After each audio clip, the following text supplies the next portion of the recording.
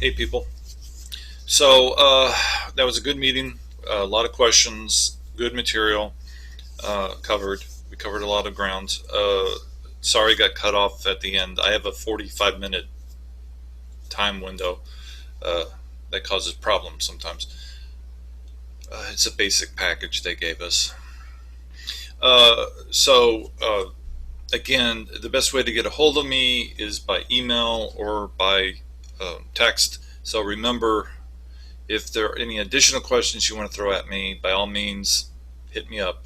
That's what I'm here for. And I'll be going a little bit quicker through the slide I showed you during the office hours. The last two pages are the most important at this stage. So, again, just let me know if you need me to go over something more in depth.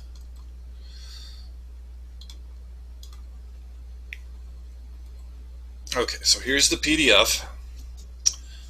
Again, this is what I've already shown you. And what I have here is the name of the character. This is Eliot's character. Okay. When you look at the name in itself, it's not a realistic name. It's something Eliot made up. So basically, you can split it in half, almost in half, and you get two different influences in Prufrock's life. Now, I will say this, just by the way this demo looks, Frock is getting more emphasis. So you could argue the Frock portion of his name is influencing him more than what's the Prue side of his name. Okay, so again, the two words that come out of Prufrock, what was slammed together, it was the word prude plus the word frock. Okay, the definition for prude basically is a person who claims to be easily shocked by matters relating to sex or nudity. And in terms of the poem, that'd be something like the Statue of David by Michelangelo. But the prudish attitudes, conservative attitudes that were prevalent in England at the time, it was a stereotype of the upper class. The upper class Englishman was very prudish. He looked down upon the lower classes and their attitudes and their casual mannerisms. Okay. Um, Likewise, the word frock, that is a British term for a woman's dress. Okay. So going just by the construction of the name, it would appear Frock is in more control. But you can argue either way you want on that matter. Okay. So the other thing I like to point out, the word frock is dangerously close to the F word itself. And that just basically sums up how Prufrock is divided into two parts. Okay, you got the prudish side, and you got the immoral, obsessive, colloquial terms of the frock side. Looking at all these dualities that are throughout the whole poem, again, this is one of the reasons I really love poetry, was because the more you study this, the more in depth it becomes. It's like getting onto a steam engine, and it just speeds up and takes you downhill. Looking at the right-hand side columns, part of Prufrock's main issues, his main flaws, he is a misogynist man of the 1900s. He only sees women as two types. Okay? He sees upper class women as a group, and he sees prostitutes as a group. Anybody else in the equation of society he does not consider. You're either an upper class woman or a prostitute. So he doesn't talk about the working class woman who's struggling to keep her family together. He doesn't talk about the merchant's daughter who is the middle class educated woman who's probably going to be a teacher or a university clerk or something. He only sees the leisure upper class woman and a prostitute. Likewise, he only sees the upper and lower classes. He can't see the middle class, the emerging strong middle class. Okay. And throughout the poem, you have these dualities conflicting with each other of upper and lower images. And this safely sums up the whole argument about the flip side of love. It's either love or lust. And in Prufrock's eyes, lust is really love. Okay? He doesn't know how to define love. He only knows how to define lust. And again, this sums up the whole argument of academic, his education, his money background, the prudish side of him that gives him position in society is arguing with the colloquial lower class mentality of society. The vernacular of the common person and common symbols slip in. Okay, that notions like oysters provide aphrodisiacs. That sort of logic. And finally, again, this is all about appearances versus reality. A prude is struggling to maintain the appearance that everything is under control. They have the proper amount of children. They're happily married. They have a beautiful house. The property is always kept neat. Whereas the reality of the situation is they could be bickering at home, the children could be failing their grades, and there's crabgrass in the lawn. Okay, so it's all about appearances versus realities. The appearance is what you suppress. You're suppressing the reality, is what I meant to say. The appearances will force reality to be suppressed. Likewise, to wrap up on the left-hand side, you've got Shakespeare and then you got Chaucer, both of whom are major influences on the English culture. Ironically enough, these are considered high art, but the closer you examine them, the more you see there is a immoral side to all the stories. They're very filthy stories embedded in the tragedies of Shakespeare. Within Chaucer, he's always pushing the language of the common person, the diverse, gossiping type of non-educated view of the world. Okay. I did say this in the meeting, and I'll repeat it because it's very valid. In the Globe Theater, where Shakespeare was showing his plays, women were not allowed.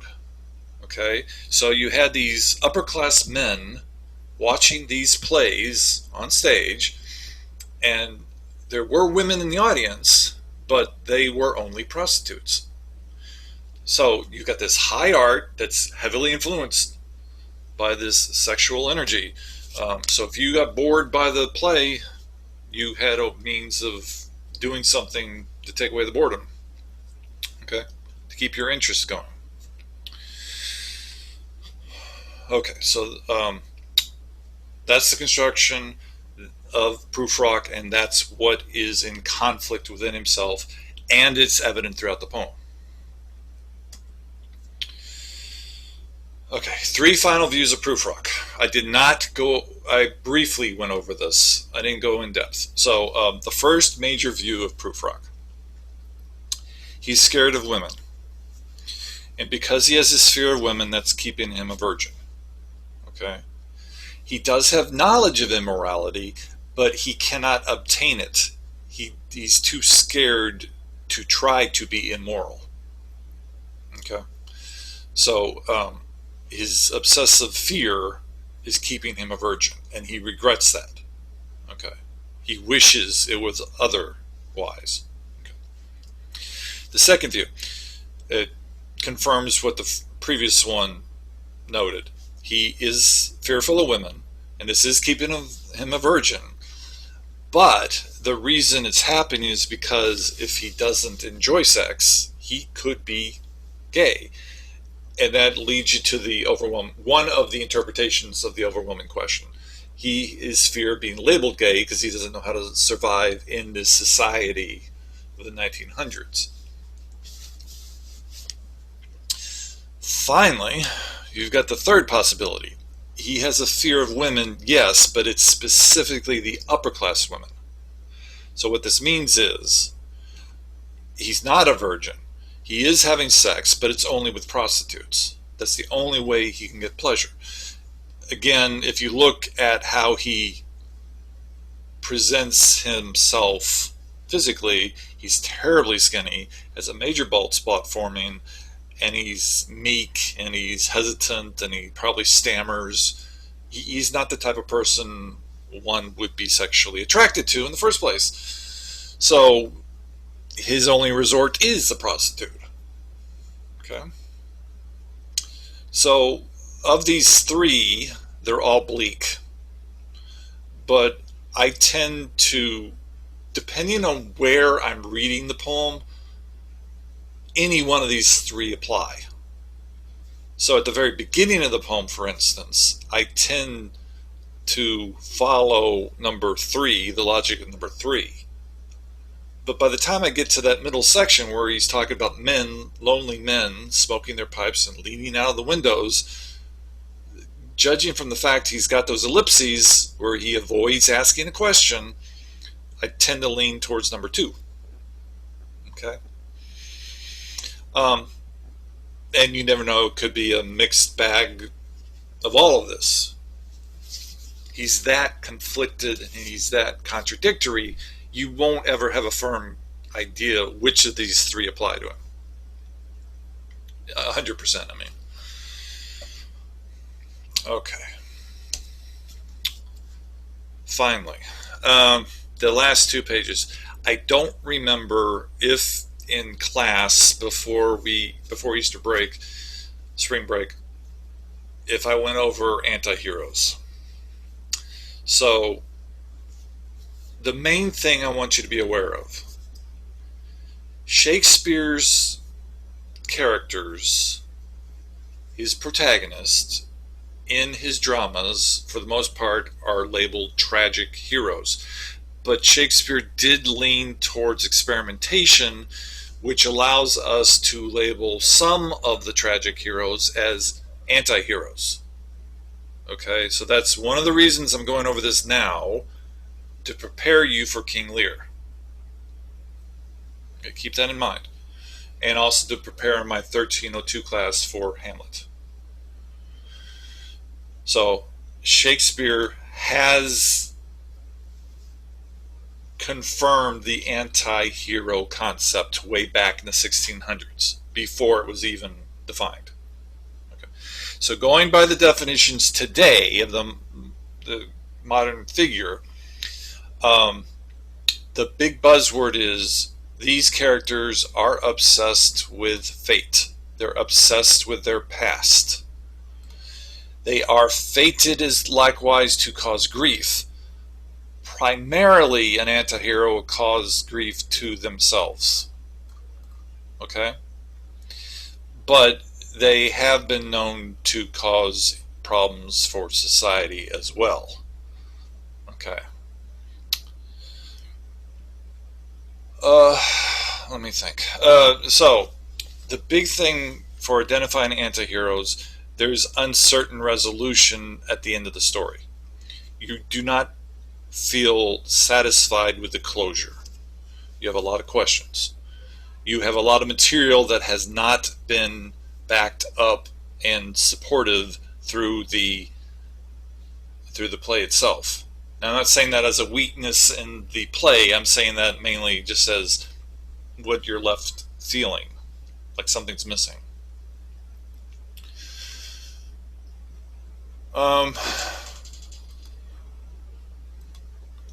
Let's see. They often are shown as vigilantes. Okay?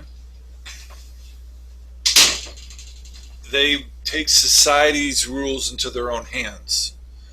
They will act according to how they view the world. Um, but just be cautious and don't label these characters as villains. In an anti-hero situation, you have no good guy, you have no bad guy. You have people who are, by appearance, good people, but they make hideously bad mistakes. You also have people by appearances that are villainous, like cruel people, and they make good decisions. Okay? That's the reality of the modern world. Humanity is not able to be, each individual in humanity cannot be labeled one way or the other. Your actions change from minute to minute, hour to hour, day to day. You know, as you grow up, you become a totally different person. Okay, so keep that in mind. Okay, I will talk more about the differences between an anti-hero and a tragic hero. I just want to establish the point. Prufrock is an anti-hero. Okay, he's making a mess of his own life, following his own set of rules that he doesn't understand. Okay, he's not a good guy, he's not a bad guy, he's just making really bad choices. um, the big thing here that creates him as an anti-hero, he lacks true identity. Throughout the whole poem, he's seeking identity. He will identify, or present himself is a better word. He'll present himself as an insect, as a crab at the bottom of the ocean. Okay? He almost presents himself as a eunuch. He's miserable. He's isolated from society. But he doesn't know how to define himself. He has no goals in life. All he's doing is limiting his life around the thought of sexual pleasure. Not love, lust. Okay, so the big thing, this final page, and I'll wrap up here. You'll notice that the word fate pops up 3 times on this page. So I just want to make sure you understand. Anti-heroes are a modern concept.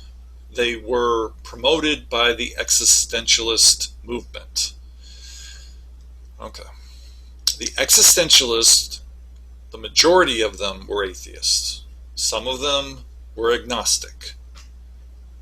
The rare existentialist is a Christian, or has a religious belief. Okay.